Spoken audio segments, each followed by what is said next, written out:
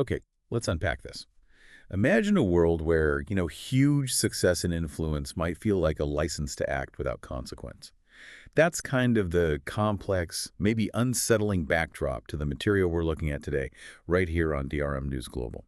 Our focus is a really significant lawsuit filed against one of Hollywood's most powerful figures, media mogul Tyler Perry. So today, we're going to carefully explore the detailed, very serious allegations made by actor Derek Dixon. And these claims are, well, starkly contrasted by the equally strong denials from Tyler Perry's legal team.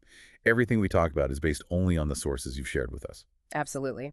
And our mission here on DRM News Global is, as always, to just distill the key claims and the counterclaims for you. We want to give you a clear, impartial picture of what's being alleged, what's being disputed. No judgment, just the facts from the sources provided. Okay, so let's set the stage. Who are the players here? And let's try to get a handle on the power dynamics involved. On one side, Tyler Perry. His influence is, well, it's immense, isn't it? Everyone knows the Medea films, huge box office success. But his empire, as the sources show, is way bigger than that. He's got these massive production studios down in Atlanta, basically his own Hollywood South. Plus, that big partnership with the Oprah Winfrey Network, OWN, that cements his status. And he acts, too. Roles in films like Gone Girl, Don't Look Up. It shows his reach across the board. It's a level of control, both creative and financial, that's pretty rare in Hollywood. Then there's Derek Dixon. He's an actor who, based on the lawsuit documents, was pretty involved in Perry's world for a while. Yeah. Appeared in 85 episodes of Perry's show The Oval on BET. Right, 85 episodes. That's not a small part. That suggests a consistent role on the show. Exactly. And he was also in another Perry production, Ruthless. So, yeah, not just a passing thing, a real professional relationship within Perry's company. And this is where the lawsuit's core accusation really comes in. It alleges Perry used that power, the kind you just laid out, to create what the suit calls a coercive, sexually exploitative dynamic. That's the exact phrase. Basically, the claim is repeated sexual assault and harassment, and then efforts to keep Dixon quiet. And the money involved shows how serious this is. The lawsuit, filed in LA Superior Court, asks for at least $260 million in damages. Wow. $260 million. That's a massive figure. It certainly underscores the severity of the claims being made. And the timing of the news breaking was interesting too, right? Filed on a Friday. Yeah, and then first reported by TMZ the following Tuesday. Kind of a typical pattern for these high-profile situations once they hit the public record. So let's rewind. How did this whole thing allegedly start, according to the lawsuit? Dixon and Perry apparently first met back in 2019. Dixon was working event staff at party Perry was hosting. And the lawsuit says Perry actually picked Dixon out of a crowd, asked him about his job, his acting dreams. Right. Imagine that an aspiring actor getting singled out by the Tyler Perry at his own party. And this meeting, the lawsuit claims, led pretty quickly to what looked like great career opportunities. Perry apparently offered him an audition. Dixon got a small part on Ruthless. Okay. Then a bigger role followed on The Oval. The suit claims Perry told him it was a small role that could get a lot bigger. Ah, okay. And the lawsuit explicitly frames this as the start of what it calls escalating quid pro quo offers. Quid pro quo, so suggesting an exchange career help for something else. Yeah, exactly. And that something else is where the lawsuit alleges things took a darker turn. Right. This is where the unwanted advances allegedly started. The suit claims Perry began sending unwanted sexual texts. And it even includes screenshots, apparently. One example cited in our sources reads, "What's it going to take for you to have guiltless sex?" Wow, that's incredibly direct and disturbing coming from your boss, essentially. Absolutely. The lawsuit then argues Perry offered Dixon a bigger role on the show as these sexual advances got more aggressive. So it paints this picture where career advancement was allegedly tied directly to accepting these advances. So how did Dixon allegedly handle this? The lawsuit says he did his best to tiptoe around Mr. Perry's sexual aggression while keeping on Mr. Perry's good side. Tiptoe around.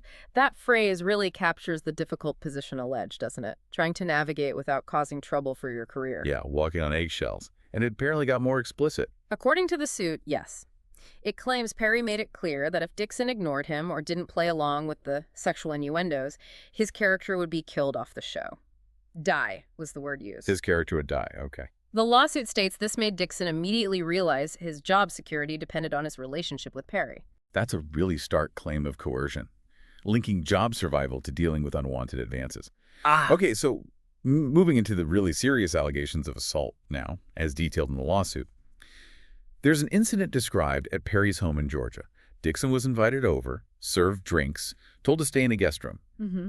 Then, the suit alleges, Perry suddenly appeared in Dixon's bed while Dixon was just in his underwear Oh, wow. and allegedly began groping him, rubbing his inner thigh in a highly sexual and suggestive manner. Dixon's account, per the lawsuit, is that he kept saying he wasn't into sex to try and stop him. Clearly stating no, essentially. And the lawsuit claims this wasn't isolated. It talks about multiple occasions of alleged sexual assault. One instance detailed is where Perry allegedly forcibly pulled off Mr. Dixon's clothing, groped his buttocks, and attempted to force himself on Dixon. Forcibly pulled off clothes. Yes. And again, the lawsuit says Dixon clearly said no, but was initially ignored. He apparently managed to de-escalate it eventually. If true, these are severe allegations of physical violation within that power imbalance. And then there's this detail about the day after one alleged assault. What happened then? Well, the lawsuit claims Perry apologized. Okay, an apology. But right after apologizing, he supposedly told Dixon he'd work with him on a TV pilot Dixon wanted to produce, project called Losing It. So an apology immediately followed by a career carrot, essentially. You could certainly interpret it that way, yeah, like smoothing things over or maybe even reinforcing that alleged quid pro quo dynamic. And this leads to the money aspect again, doesn't it? The alleged hush money. Right. Dixon later got a raise. The lawsuit suggests this was part of keeping him quiet. It says Dixon struggled with the decision, but felt pressured to accept it to help his career. A tough spot if the allegations are true. Definitely. And then that pilot, Losing It, becomes another point of contention. Perry bought the rights, filmed it, but the lawsuit claims he never intended to produce it or sell it. So why film it then? The lawsuit argues it was just leverage, only using the show as a quid pro quo, holding its future over Dixon's head like the sword of Damocles. Using that classic metaphor. Suggesting it was a constant threat to keep Dixon compliant. And the alleged incidents continued after that. According to the complaint, yes. It claims Perry groped Dixon twice more in 2020. One time was apparently during a cast trip to the Bahamas. Okay, so outside the usual work setting, too. Then in 2021, back at Perry's house, another alleged incident. Perry supposedly pulled down Dixon's underwear, groped his buttocks vigorously. Dixon's description in the suit is being naked, stunned, and seized by tremendous fear. That's incredibly graphic and disturbing. It is, and the lawsuit suggests the cumulative effect led Dixon to move away. Right, he moved from Atlanta, where Perry Studios are, to L.A., trying to create distance, presumably. Yeah, that seems to be the implication. So after all this allegedly happened over several years, Dixon took formal action. Right, the EEOC complained in 2024, the Equal Employment Opportunity Commission. Exactly. But the lawsuit says that complaint didn't result in any action from the show's producers. So, feeling like he had no other option. He quit the show, The Oval. That's what the lawsuit states. And it's important we note, as the Associated Press reported, their policy is usually not to name alleged victims unless they go public, which Dixon has done here. Right. Filing this lawsuit under his own name is a very public step. Okay, so that's Dixon's side as laid out in the lawsuit. But then we have Perry's response, which is just as forceful. Extremely forceful. It came via his attorney, Matthew Boyd. And what exactly did Boyd say? The quote is very direct. This is an individual who got close to Tyler Perry for what now appears to be nothing more than setting up a scam. A scam? Wow. Yeah, he continues. But Tyler will not be shaken down, and we are confident these fabricated claims of harassment will fail. So a complete denial and an accusation that Dixon is fabricating the whole thing for money. Exactly. Not just denying, but calling it a scam, an attempt at a shakedown. It frames the whole thing as an extortion attempt. So you have two completely opposite narratives here. Exploitation versus fabricated scam. Precisely. It sets up a major legal fight based on completely conflicting accounts. And the lawsuit goes beyond just Dixon's specific experiences, right? It makes broader claims. It does. It alleges Perry has a troubling pattern of exploiting vulnerable male actors and employees. So it's positioning Dixon's alleged experience not as a one-off, but as potentially part of a larger pattern. And then there are those comparisons to other high-profile figures. Yes, that's a significant part of the lawsuit's framing. It explicitly names Harvey Weinstein, Bill Cosby, R. Kelly, and Sean P. Diddy Combs. Listing those names side by side with Perry is obviously a very deliberate, very powerful statement within the legal filing. Absolutely. It's strategically placing the allegations against Perry within that broader, very disturbing context of alleged abuses of power in the entertainment industry that we've seen emerge in recent years. It suggests this isn't just about one person, but maybe about unchecked power itself. And the lawsuit really leans into that theme of power and influence.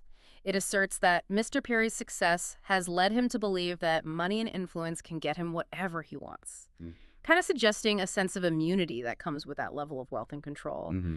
And then it claims he sought the one thing his wealth and influence could not purchase: a sexual relationship with a man who would remain silent. So alleging he used power to take what he couldn't get consensually. That's the core argument there, yeah, Right. framing it as an abuse of his unique position. And just to circle back to the lawsuit's main overarching claim. Right, the fundamental basis for the damages sought. It states Perry has been using his power and influence to molest, abuse, and sexually assault impressionable and vulnerable employees and actors who look to him for guidance and mentorship. That guidance and mentorship part adds another layer, suggesting a betrayal of trust.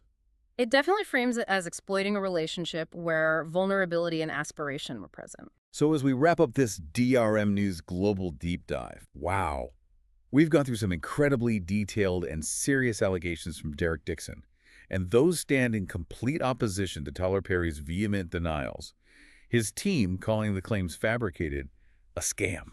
It's a stark contrast, and the legal battle ahead will undoubtedly be intense. And it's so important to remember, as you said earlier, these are allegations right now in a civil suit. Exactly. The legal process has to play out. Evidence presented, arguments heard. Yeah. That's how the facts are supposed to be determined in court. So what does this all mean for you listening to this?